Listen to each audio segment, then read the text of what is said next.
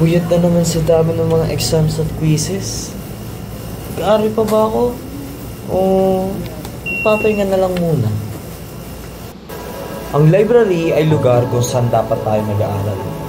Hindi ito lugar kung saan dapat tayo natutulog o nagpapahinga. Pero tama bang husgahan ang mga natutulog sa library ang hindi nalalaman ng tunay na rason?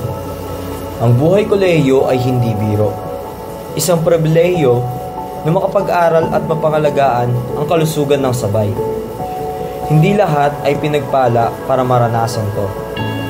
Kaya, masisisi mo ba ang ibang estudyante na roon na lamang nakakakuha ng pahinga? Ang mga paaralan dapat ay may lugar kung saan pwedeng magpahinga, nang hindi alintana ang init at ingay bilang konsiderasyon sa mga underprivileged. Panahon na para di husgahan ng isang problema sa kung anong nakikita natin. Baka naman simulan natin sa pagbabago ng sistema.